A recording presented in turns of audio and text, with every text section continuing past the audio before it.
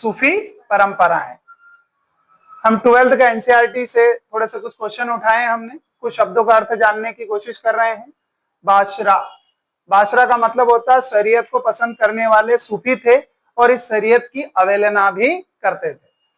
फिर आता है सिलसिला, जंजीर। सिलसिला को क्या कहते थे? जंजीर, जो शेख और मुरीद के बीच का निरंतर का प्रतीक थी। फिर हम बात करते हैं दरगाह। आपने दरगाह नाम सुना होगा, बहुत सारे दरगाह देखे भी होंगे।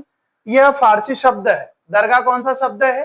फारसी शब्द है। ये एग्जाम में आ सकता है कि फारसी क्या है, या दरगाह को फारसी में मतलब ये कौन सा शब्द है, दरगाह कौन सा शब्द में है, तो कौन सा है? ये फारसी शब्द है, जिसका अर्थ होता है दरबार। आपने देखा होगा ना, दरबारों वाली महफिल है ना, तो ये दरबार है। फिर आता है उर्स, छोटा ऊ है उर्स। उर्स का मतलब होता है विवाह, पीर की आत्मा का ईश्वर से मिलन, जिसे हम सनातनियों में या साधु संत में या फकीरों में कहते हैं आत्म साक्षात्कार, ईश्वर का दर्शन। ठीक है। यहां आते हैं हम बेशरिया। बेशरिया का मतलब होता है शरिया या इस्लाम नियमों की अवहेलना करते थे। बेशरिया मतलब जो इस्लाम की अवहेलना करते थे। दूसरा हो गया खानगाह। खानगाह का मतलब मैंने एक बार पहले भी बताया था कि जहां गुरु का रहने या जो भी उनके गुरु शिष्य की परंपरा, जो उनका रहने का जो स्थान होता था उसे वो खानगाह कहते थे।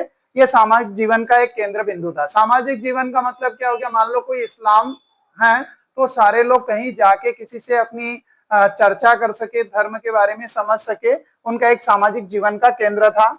वली, ईश्वर का मित्र, वह सूफी जो अल्लाह के नजदीक होने का दावा करता था, वली को कहा जाता था। अमीर खुसरो, ये एक व्यक्ति हैं जिनकी कहावतें प्रसिद्ध हुई होगा, आपने जाना होगा। ये 1253 से 1323 तक ये रहा है। और ये किसके अनुयायी रहे हैं? आप दिल्ली में आप निजामुद्दीन औलिया स्टेशन का नाम सुना होगा, निजामुद्दीन स्टेशन, वहीं पर इनकी बहुत बड़ी दरगाह है। सिख निजामुद्दीन औलिया थे। ये 1253 से 1323 तक।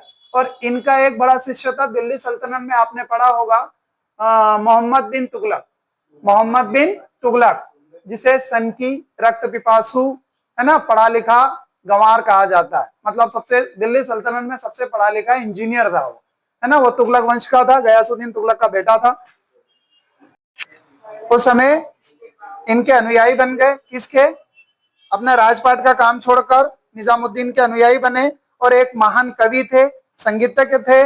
और कोल, कोल का मतलब कह सकते हैं हम हिंदी में कहावत प्रचलन हुई। इनके कहावत, अमीर खुसरो की बहुत कहावतें हैं, है ना। तो जो आप लोगों को जो प्रॉब्लम थी, आज मैंने कोशिश की है कि आपकी प्रॉब्लम, ये शब्द शायद आपको कहीं नहीं मिलेंगे, आपने बुक में भी है, बुक में है, सूफी संत पढ़ते हैं तो ये सारे बुक में आता है। हाँ, पर ये परीक्षा बहुत शिवलाल में नहीं मिलेंगे, है ना। ठीक है।